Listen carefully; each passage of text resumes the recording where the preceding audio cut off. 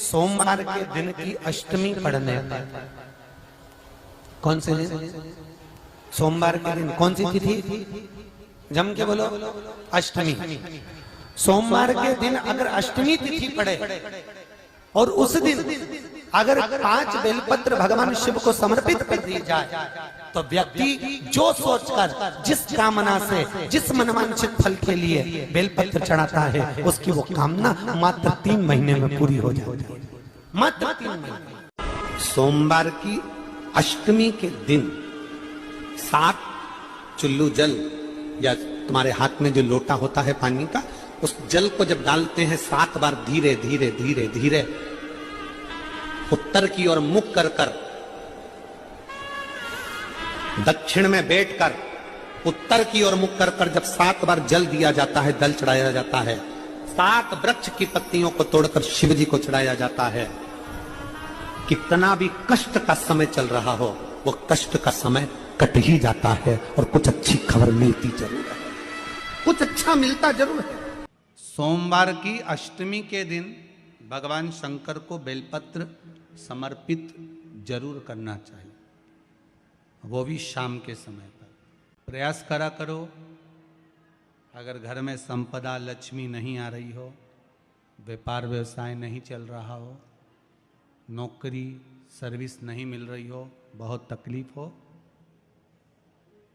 7 बेलपत्री केसर को घिसकर चंदन बनाकर बेलपत्री पर बीच वाली पत्ती पर ओम लिखना है।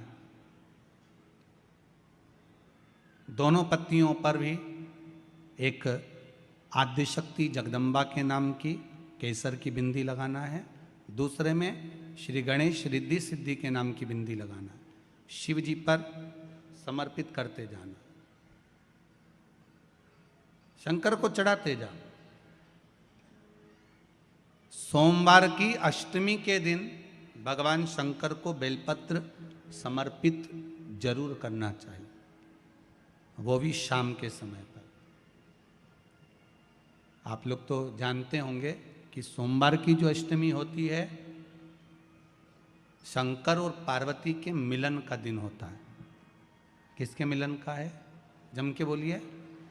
शिव और पार्वती के मिलन का दिन होता है सोमवार की अष्टमी का दिन। साल भर में लगभग 4 या 5 सोमवार की अष्टमी पड़ती है, इससे ज़्यादा नहीं पड़ती। पर भाग्यशाली हो आप सब, अब की बार तो लाइन से 2 बार पड़ रही है शायद एक सोमवार अष्टमी। शिव और पार्वती के मिलन का दिन होता है सोमवार की अष्टमी। इसमें मां जगत जननी जगदम्बा अपनी 64 योगिनियों को लेकर शंकर भगवान के सामने नृत्य करती हैं जब सोमवार की अष्टमी पड़ती है। जैसे शिवरात्रि का महत्व होता है, उसी तरह सोमवार की अष्टमी का महत्व होता है। जब 64 योगिनियां माता शंकर भगवान के सामने नृत्य करती हैं, तब भगवान शिव उठकर खड़े होकर उन 64 योगिनियों को अपने हस्त कमल पर धारण करते हैं, और हस्त कमल पर धारण करते हैं तब उन 64 योगिनियों को लक्ष्मियां प्रदान करती हैं। लक्ष्मियों को, लक्ष्मी माता को वो 64 योगिनियां दी जाती हैं। लक्ष्मी मैया उन 64 योगिनियों को भगवान विष्णु के पास लेकर जाती हैं। भगवान नारायण उन 64 योगिनियों को ब्रह्मदेव के पास लेकर जाते हैं। उन 64 योगिनियों को ब्रह्मा जी ब्रह्माणी को प्रदान करते हैं। ब्रह्माणी उस 64 योगिनियों को ले जाकर माँ जगतजननी आद्यशक्ति को देती हैं। आद्यशक्ति उन 64 योगिनियों को ले जाकर शिव को समर्पित करती हैं। शंकर भगवान की कथा कहती है, सोमवार की अष्टमी पढ़ने वाले दिन अगर बेलपत्र पर केसर का भाग लगाकर, ओम लिखकर केसर का ही तिलक लगाकर माँ आद्यशक्ति गणेश जी रिद्धि सिद्धि के नाम से 7 बेलपत्र शिव को समर्पित कर कर लाल वस्त्र में उसको बांधकर, जिसका व्यापार व्यवसाय या नौकरी सर्विस नहीं हो, बहुत कष्ट चल रहा हो, बहुत जिंदगी में दुख चल रहा हो, उसको 2-1 महीना रख कर देखो, बाबा लाइन लगा देगा आपकी संपदा की ओर, आपका हाथ पकड़ देगा। सोमवार की अष्टमी शिव को रिझाने की होती है, भगवान शंकर को मनाने के लिए, शिव को प्राप्त करने का एक साधन है। जिन लड़का लड़कियों का विवाह नहीं होता, सोमवार के अष्टमी के दिन अशोक सुंदरी वाली जगह, सबको मालूम है ना अशोक सुंदरी की जगह, अशोक सुंदरी वाली जगह पर 7 हल्दी की बिंदी रख दी जाए, लड़का लड़की जिसका विवाह नहीं हुआ उसका हाथ रख दिया जाए, और वही हाथ के छापे पीपल के वृक्ष पर 5 लगा दिए जाएं, महाराज 3 महीने में उसका विवाह पक्का हो जाता है। सोमवार की अष्टमी का इतना भाव है महाराज, सहज नहीं है सोमवार की अष्टमी, शिव और आद्य शक्ति का मिलन है सोमवार की अष्टमी। भगवान शंकर और पार्वती का मिलन। ऐसी कौन सी कामना है जो शिव पूर्ण नहीं करते? बस आपका विश्वास, आप उस पर भरोसा करना तो पूर्ण करना। पूर्ण भरोसा मतलब छोड़ दिया, पूर्ण भरोसा मतलब शंकर जी के मंदिर में नारियल नहीं फूटता है क्या? नहीं, क्योंकि पूर्ण समर्पित होता है। शिव जी को आधा चावल का दाना भी नहीं चढ़ता, पूर्ण चढ़ाई है। शिव जी को आधा फल नहीं चढ़ता, पूर्ण चढ़ता है।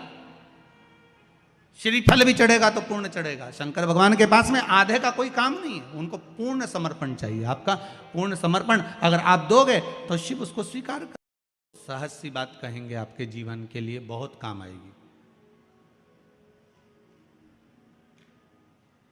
कोई पैसा लेकर भग गया, नहीं दे रहा ना, आप जरा शांति रखना, बहुत शांति रखिए। एक अलोना कंडा, कंडा जानते हो ना, जो अलोना कंडा किसको कहते हैं? एक होता है गाय का गोबर जिसको थाप दिया जाता है। ये जो थपा हुआ जो कंडा होता है, ये कभी भी यज्ञ में काम नहीं आता, आपको मालूम होगा। अब आज के ज़माने में तो भले आप सब जानते ही हो कि लोग मानते तो कुछ है नहीं, पर जिस पर हाथ का छापा पड़ गया, थप गया, वो यज्ञ में, हवन में काम नहीं आता। हमारे बीच में 2 संत बैठे हुए हैं, आपके भी स्मरण में रहा होगा कि जो थाप दिया जाए, जिस पर हाथ का छापा आदि पड़ जावे और उसको थाप दिया जाए, वो कंडा कहलाता है। और वो पूजन में या यज्ञ आदि में उसका क्रम नहीं है। गाय जब पोटा करे और पोटा कर या उसको उठाकर ऐसा कैसा ही कहीं रख दिया गया, वो सूख गया, उसको अलोनी गोबरी कहते हैं, उसको अलोना कंडा कहते हैं।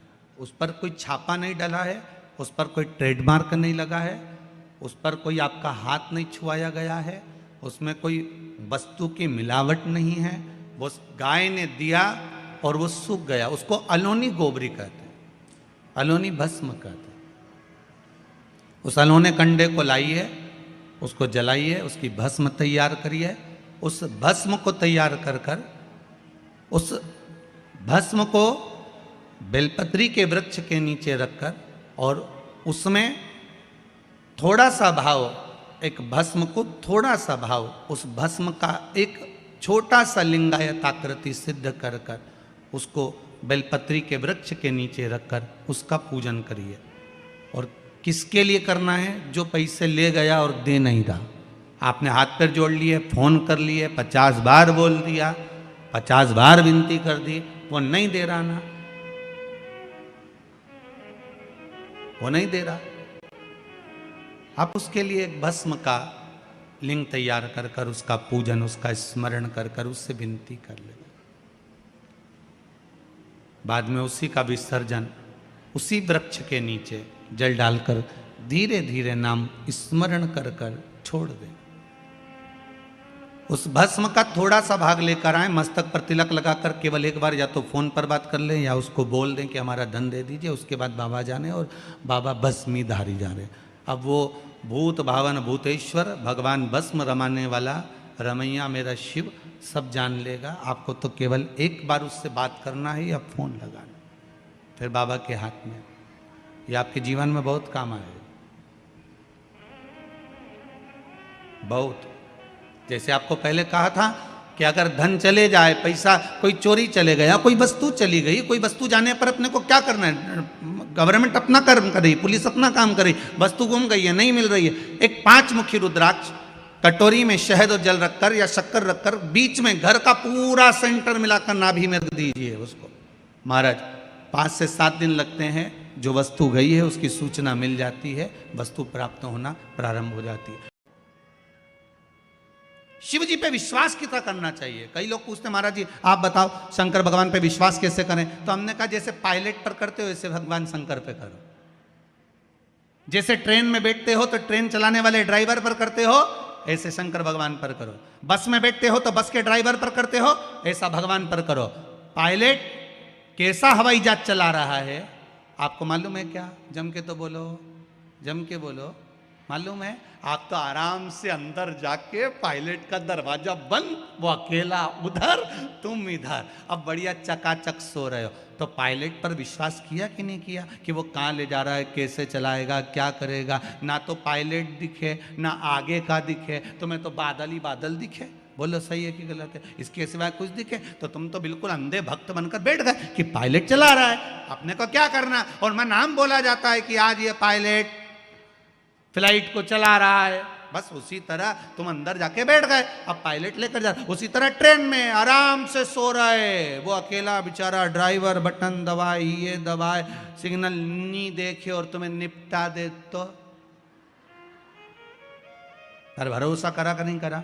जम के तो बोलो, करा कि नहीं करा भरोसा? विश्वास करा कि नहीं करा कि ड्राइवर चला रहा है, गाड़ी ले जा रहा है, ट्रेन चला रहा है, आप तो आराम से सो, रात भर सोए, चकाचक सवेरे उठे ना मुंडा घिसा फिर बैठ गए ट्रेन के अंदर, और ड्राइवर चला रहा है, अपने को कोई टेंशन ही नहीं, क्योंकि उस पर अपने विश्वास करा, उस पर भरोसा करा।